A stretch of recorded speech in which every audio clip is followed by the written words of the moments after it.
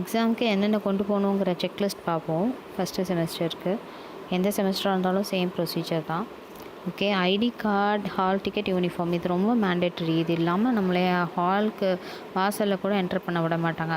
Hall ticket ID கார்டை வந்து நீங்கள் வேர் பண்ணியிருக்கீங்களான்னு பார்த்துட்டு தான் உள்ளேயே விடுவாங்க. அதுக்கப்புறம் ஹால் டிக்கெட் ரொம்ப முக்கியம். ஹால் டிக்கெட்டில் நீங்கள் சைன் பண்ணியிருக்கீங்களான்னு பாருங்கள். யூனிஃபார்மும் ரொம்ப முக்கியம். ஓகேவா, இது 3 இல்லைன்னா உங்களை எக்ஸாம் ஹாலுக்குள்ளே அலோவ் பண்ணவே மாட்டாங்க. வாட்டர் பாட்டில் எடுத்துகிட்டு போய்க்கோங்க. தேர்ஸ்டியாக இருந்தால் தண்ணி கொடுப்பாங்களா என்னன்னு தெரியல, பட் நீங்கள் எடுத்துகிட்டு போய்க்கிறது நல்லது. டிரான்ஸ்பரண்ட் பாட்டிலாக எடுத்து போட்டு போய்க்கோங்க. அதே மாதிரி வாட்ச் வேணும், டைம் மேனேஜ் பண்ணுறதுக்காக நீங்கள் வாட்ச் எடுத்துகிட்டு போய்க்கோங்க. ரெஸ்ட் வாட்ச்சு, பேட்ரிலாம் இருக்கா எல்லாமே செக் பண்ணிவிட்டு கொண்டு போங்க. அப்போ தான் நீங்கள் டைமுக்கு நீங்கள் முடிக்க முடியும். மத்தியானம் 2 to 5 உங்களுக்கு கொடுத்துருக்காங்களா, 2 to 5 நீங்கள் கம்ப்ளீட் பண்ணணும். 3 hours இந்த ஃபில்லப் பண்ணுறதுக்கே டைம் எடுத்துக்கும்.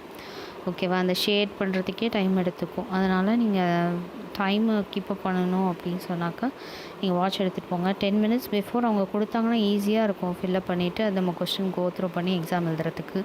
நிறைய பேர் அதை ஃபாலோ பண்ணுறதே இல்லை.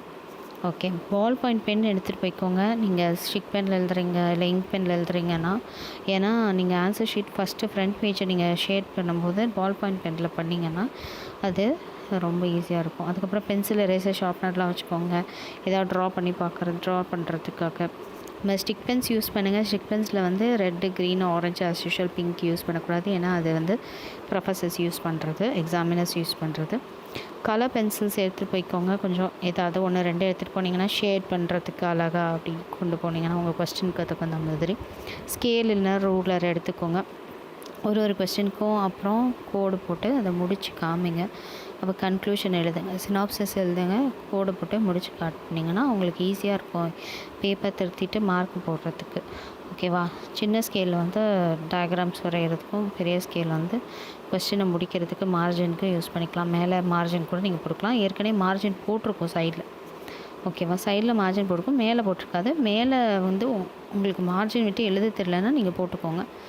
ஏன்னா 40 பேஜஸ்க்கும் போட்டிங்கன்னா டைம் ரொம்ப எடுக்கும். காயின் இல்லைன்னா பேங்கில் எடுத்துக்கோங்க சர்க்கிள் வரைகிறதுக்கு.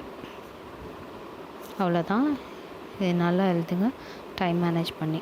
இது கண்டிப்பாக செக்லிஸ்ட்டு நீங்கள் செக் பண்ணிவிட்டு எக்ஸாம் ஹாலுக்கு போங்க. All the best.